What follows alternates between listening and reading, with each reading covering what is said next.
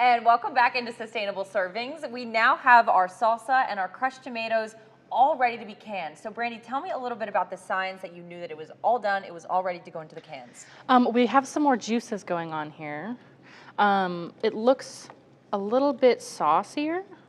So that tells me that once we put it in the can and it cooks down in there, it's going to release even more and it won't be quite as chunky, you know? And we were looking that's not for really my vibes. signs of simmer, right? That's right. We had just a few bubbles there. And then once we had enough liquid and it bubbled a little bit more, good to go. So you could basically turn that heat off right away as soon as you start seeing those bubbles. Yeah. All right. Okay, show me how to can them. Let's see. Okay, so we are going to do the salsa first. No, let's do the crushed tomatoes first. Okay. Let's see. I've got my handy dandy glove thing here. So is this the same situation where it just simmered a little bit, right? And then that's when it was ready to be canned? Yes. Okay. Yeah. Okay. So it doesn't have to give it I one feel like more that's so mix here. like, you know, different than normal. I'm so normal to waiting for water to boil before you start Right. doing anything with it. But this, you really just need to let it simmer for a couple seconds and then turn the heat off and it's ready to go. Right. So, because also it is going to cook in the jars too. Oh, okay. So I didn't know that. That's good to know. So for this first recipe, I'm just going to grab 2 of these jars. We'll see how much we have left over. Sometimes it's hard to tell for me personally how many jars it will take. So I'm going to grab my And then did you leave handy the heat dandy on as funnel. well? Yes. Okay. So once we put the cans back in here, they're going to cook. These ones are going to cook for 45 minutes. Okay. And so that'll make the jar seal. Gotcha. And that will also cook them a little bit more. All right. So we're going to fill this up enough for our handy dandy tool here for a 1/2 inch. So you want to fill it a 1/2 inch from the top, right? Yes. Gotcha. And what does that leave room for? Good question. I go by the recipe, y'all. We'll turn that one to ChatGPT. Yeah. You let me know when you find let out. me know. I'm sure it has something to do with air quantity. Canning is as much a science as it is a fun recipe. So I'm not a big science girl, here. so. and we're going to put this on here. Let's see, once I get these out. These always give me a time, I tell you. I understand.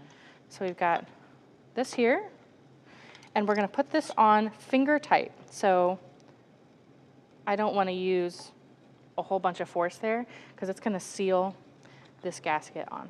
And you don't want it to like rely on this lid on the top here, like the, what do you call them? The threaded part of the lid.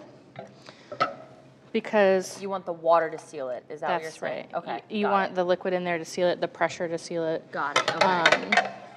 It's really quick. So right now they do that thing where you press it Yes. down and it, Here. So, but then what happens is that when it seals it, that's what's gonna, It goes down. it's gonna go down Yeah. and it'll kind of like suction instead Right. of having that little like popping. That's right. Okay, all right, so we're gonna put them back in the Put water. these back in the water bath. If any of you canned with like your grandparents growing up, I did not. you might remember sitting there with your grandparents waiting for the pop to happen. Oh, does the That's like- pop happen? It does happen once they finally seal down. Really? Yeah. Okay, It's pretty cool. exciting. That's pretty cool. Okay, so All right, we so are gonna next get the we're rest of canning these out. our salsa, right? That's right. All right. Is it basically the same process? Yeah, Okay, cool. essentially. These are going to cook for a shorter time. Do you remember, was it 25 minutes? We'll tell you. 15 minutes, I was 15 wrong. minutes. It was 15 I would minutes. rather overcook Thank it than you, JC. undercook it anyway. So if you're ever not sure, Just overcook it cook a it little for bit, too yeah. long. Okay, so we've still got, as you can see, pretty chunky salsa here. So is there a way to make it if you don't like your salsa chunky? What can you do? Just dice everything Yeah, finer? I would make just cut it thinner? finer. That should work just Okay. fine. I don't think the cook time would change at all. Okay. Let's get a little bit more. And you can really put whatever you want in the salsa. Like, you know, it doesn't have to be. This is just a suggestion. I would say for wet ingredients, it is more of the science part.